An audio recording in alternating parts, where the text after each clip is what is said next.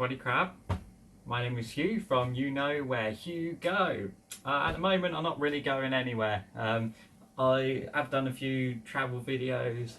I'm planning on doing more from the past, but I'm a bit stuck now in a good way. With met a lovely lady, and now I'm hoping to stay in Thailand. So here's my little plan, whether it works or not, but you might be wanting to live in Thailand yourself and wondering how it can be done. I'm going to tell you now, it's not easy.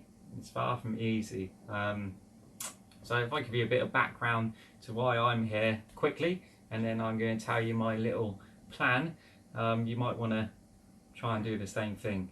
So I actually met my missus while I was in Japan. I've done a bit of travelling in my time, mostly around Asia, done a bit of Australia, some of Europe, a little bit, tiny bit of Europe, mostly Asia. I've done quite a lot of Asia.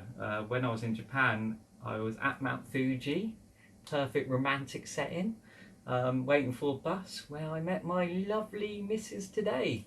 I knew she wasn't Japanese. There's quite a big difference between look and accent wise between Thai and Japanese people. Being to Thailand before, I knew she was from Thailand, and that got me chatting to her, and she sat next to me on the bus, and here I am now, probably gonna end up marrying her. So that's the situation I'm in. And I was a tour guide at the time in England, and 2 years more I did that job. I did a long distance relationship with archery, which people said, cool, that's really difficult, but you know, if you know she's the one, she's the one. I kind of got that impression early on that she was someone special and worth all the hassle, and that she felt the same, I believe. So this sort of thing does actually happen, believe it or not. I wouldn't have believed it before. So hopefully it keeps going on that path. I'm sure it will. So yeah, anyway, I quit my job. I'll come out here. I haven't really been the most, well, it's a bit of a gamble, I should suppose, but sometimes you've got to go for these things. The worst comes to the worst, if I go back home, I hopefully get my job back. Saying that, a lot of people have lost their jobs in tourism at the moment because of this little disease known as corona.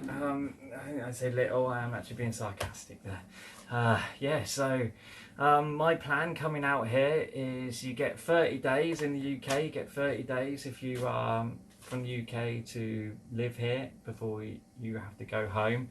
Whatever you do not break visa rules. They come down very hard on you. You will not be allowed back in the country, and you'll get a big fine and maybe even go to Thai prison.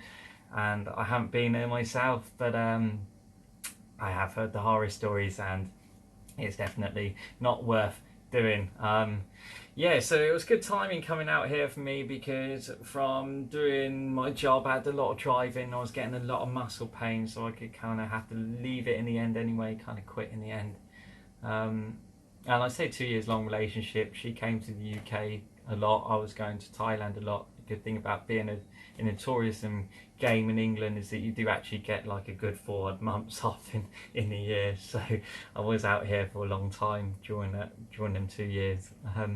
So I certainly know what the place is all about, hopefully, more or less.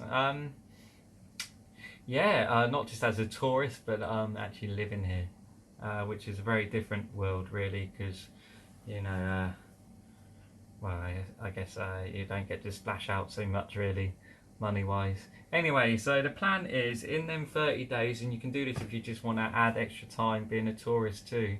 You can go to the immigration office and you can get that visa as a tourist extended another 30 days at any point. You can just come to Thailand, you can get that visa extended at the immigration office, and get an extra month's stay here. Now ultimately they only let you do that once, so after that you're going to have to border hop every 30 days, or border run, they call it. This is quite a normal thing to do. In fact, there's buses from Bangkok and probably throughout the whole of Thailand. I've ended up in Bangkok because, well, my missus has to work here essentially. So yeah, so there's actually buses that go to the Cambodian border, they go to Laos border, they go to Burma. So you can get on these buses, drive out to the border, they stamp you, you come back, and then you've got another 30 days here essentially, because you've left the country, you come back in. Now you don't want to be doing that forever. Ultimately, if you have found a Thai bird and you wanted to come out here and marry. You can actually get married officially within a day here. You can go and get all the paperwork you need within a day. Embassy wise, you can let them know, and you can apply straight away for your Type O Visa if you're married, which is a year long, so that will keep you here for another year, and you can get that redone every year too. Now you're not actually allowed to work when you have a Type O Visa, so you might be able to be here but you're not allowed to work. So to get a work permit, you've got another whole thing to do. Now this is just my research. As I spend time here, I'm going to keep updating these videos and let you know how successful I've been.